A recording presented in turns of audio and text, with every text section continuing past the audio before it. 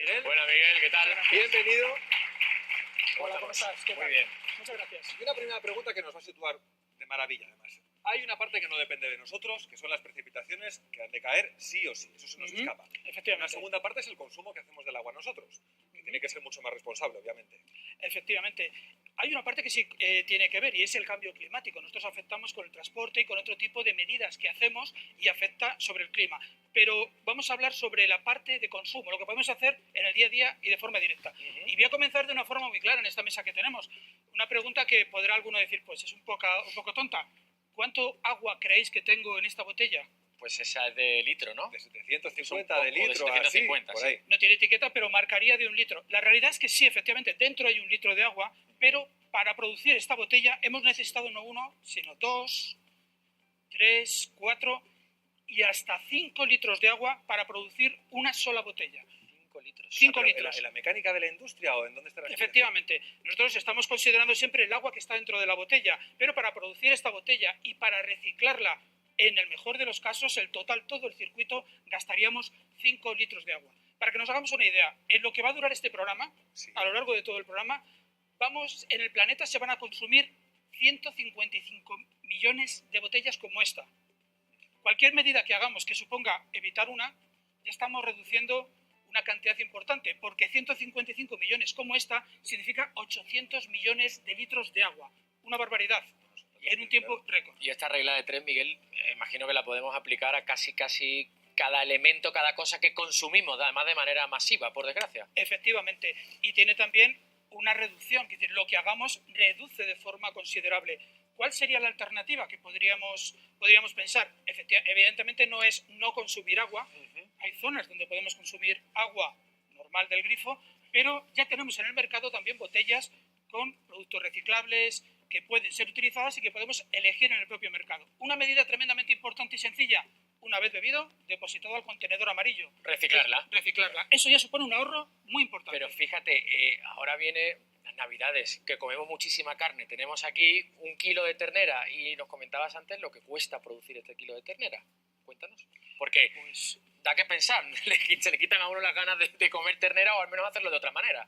efectivamente, la clave yo creo que en ningún caso es no Exacto. hacer algo, sino de hacerlo con la cabeza y de una forma mucho más sensata. Tenemos 1 kilo de ternera y si me sale bien, y si no, lo decimos. Yo creo que sí, que Hay que efectivamente... levantarlo un poquito de aquí. Creo que nos han preparado ahí un poco de Sí. celo, ¿eh? Que tenemos ahí, eso es. Y las manos así, efectivamente. Andar por Pues casa. 1 kilo de ternera son 15.400, lo veremos así, 15.400 litros de agua. Se necesitan para producir un Para kilo producir de 1 ternera. kilo. Tengamos en cuenta, y lo podemos pensar y ver todos, que el ganado consume de forma considerable muchísimo agua y tiene ese consumo, es muy importante. También lo es, y esto es donde podemos incidir en 2 cosas. Uno, consumimos en general muchísima más carne de la que dietéticamente necesitamos, sobre todo en el mundo occidental. Y otra parte muy importante que tenemos que tener en cuenta es la procedencia. No es lo mismo traer carne del otro lado del planeta, hay un consumo en la propia producción y en el transporte, y esto es muy habitual a veces por cuestiones de precio, y que consumir una carne cercana. Yo diría, consumamos la adecuada, consumamos menos. Más moderadamente, claro. Yo soy nos vegetariano, pasamos. pero sin llegar a ello. Es decir, Hay un consumir punto de forma intermedio, moderado. razonable, de forma Claro. moderada y, si es posible, de procedencia cercana. Hemos preparado también ejemplos de otras cosas cotidianas. Por ejemplo, este desayuno. Mira, si quieres ahora te ayudo yo. Ujú, En el desayuno, directamente, 410 litros. efectivamente. Para producir un desayuno estándar. Y un desayuno que casi parecería de dieta. O sea, que estamos hablando de un café, una tostada sin mantequilla, ni aceite, ni nada por el estilo, y zumo de naranja. El agua viene de acompañamiento, pero podemos hacer una regla. Sí, Igual, sí, sí. lo que es la bandeja esta que tengo aquí son 410 litros de agua. También una barbaridad. En este caso, ¿qué podríamos hacer? Pues prácticamente hemos ido diciendo cosas. Intentar que sean productos de cercanía, intentar cuando compramos en el mercado que no vayan envueltos en envases. Muchas veces, pues, lo ideal, hacernos nosotros el zumo de naranja. Más ideal, comprarlas a granel y no comprarlas en una bandeja. Claro, es que somos un tipo de sociedad que nos hemos acostumbrado o mal acostumbrado a demasiadas comodidades. Claro, lo que tú estás planteando suena utópico, porque aunque yo tenga la mejor de las voluntades e intente ahorrar y economizar agua, muchas veces se escapa a mis posibilidades. Relativamente. Al mismo Te mercado. transmito un pensamiento que teníamos en la redacción, ¿eh? Sí, porque mira, creo que todo el mundo puede pensar en su casa. Bueno, vale, ¿y ahora qué hago? ¿No Claro. desayuno o No no compro como el ternera? zumo. Decías tú, Claro. moderación y hacernos un par de preguntas antes. Pero igual que lo hacemos cuando vamos al mercado y miramos productos que nos parecen, por ejemplo, el aceite de palma, hoy en día Sí. en el supermercado está todo el mundo mirándolo. Podemos mirar que la botella sea de material reciclable, podemos mirar que las naranjas no vengan en una bandeja de poliuretano, que no vengan en ello, podemos mirar que si es un zumo lo echemos al contenedor amarillo. No estamos diciendo grandes barbaridades. Yo recuerdo una señora mayor, si me lo permitís, que me encantó en una charla parecido a esto, pero sí en la televisión, que me dijo al final que estaba encantada porque ella había descubierto que en lugar de ser tacaña era ecologista. Estamos hablando de utilizar esa sensatez. Que tengas Sí, el sí, peso de sí, tacaño tiene ahí donde correr, ¿no? Una Sí, excusa. pero en el fondo es, pues no malgastar. Exactamente. Te ayudo con Bueno, el siguiente, y mira. la ropa que llevamos ahora mismo en gran parte está compuesta por algodón y aquí también Un kilo de podemos algodón. Mira, ahorrar. Esto es una barbaridad, ¿eh? 10.000 litros de agua. El algodón se produce con un alto consumo de agua, se traslada generalmente de otras partes muy lejanas hacia nuestro consumo, hacia nuestra producción, y aquí ¿qué haríamos? Pues desde medidas muy concretas, que es utilizar y reutilizar la ropa, Al reciclaje. y el reciclaje de la propia ropa. En todo ello. Pero también tenemos ya alternativas que hay que complementan, que si no son tóxicas, bien controladas lógicamente, pues tenemos alternativas sintéticas que pueden ayudarnos. En el fondo, si esa señora estuviera aquí, diría, ¿para qué tener 4 chaquetas si puedo utilizar 3? E intentar que no tengan tanto componente de algodón. Y sobre todo diría, porque viene de otras partes del planeta. ¿Sabes lo que es que se vayan cruzando continuamente? Hay una anécdota que yo creo que es muy interesante. Hace nada, el verano pasado, hubo un accidente de tráfico en Bélgica de un camión cargado de patatas que venía de Alemania hacia España y chocó con un camión español cargado de patatas que iba de España hacia Alemania. ¿Qué diría esta señora? ¿Qué diría la sensatez? Pues que se quedaran en cada una en su sitio.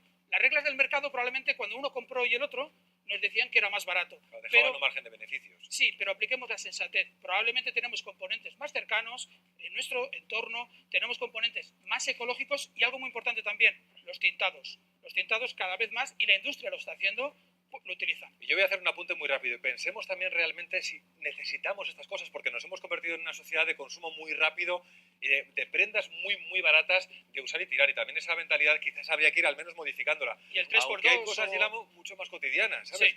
Por Y ejemplo, además el de esto césped. hemos hablado mucho, yo qué sé, se me ocurren, por ejemplo, campos de golf en sitios donde apenas hay agua y ahora nos vas a dar un dato que nos va a dejar fríos, el agua que requiere un trozo de césped como este. Que esto sí que lo vemos todos, 19.500 litros de agua, Es prácticamente alucinante eso. 20.000 litros de agua al año en un solo metro cuadrado.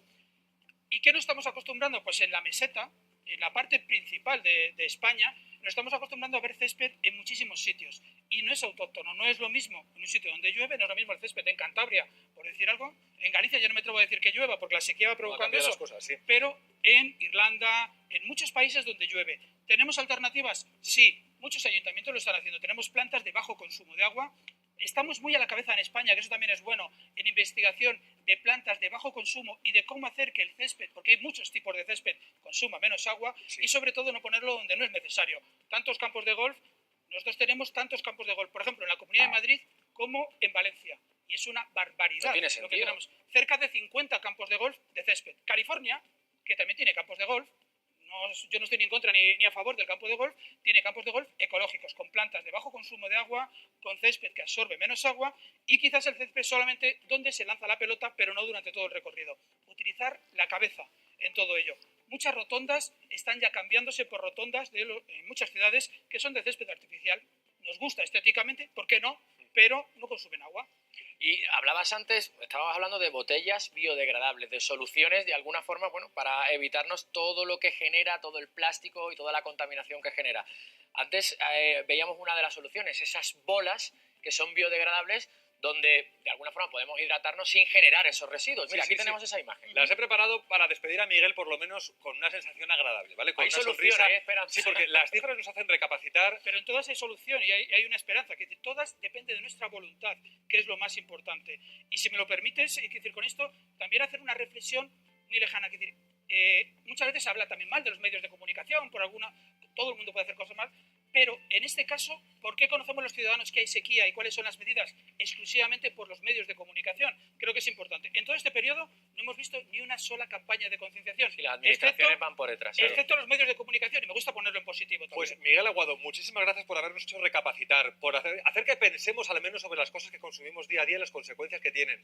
Y esa esperanza puesta en las bolas que veíamos, que un apunte muy rápido, son biodegradables, en 4 meses podrían deshacerse, están compuestas de algas directamente, el agua se comería y en caso de que no quisiésemos directamente comer el alga, desaparecerían. Gracias por acompañarnos.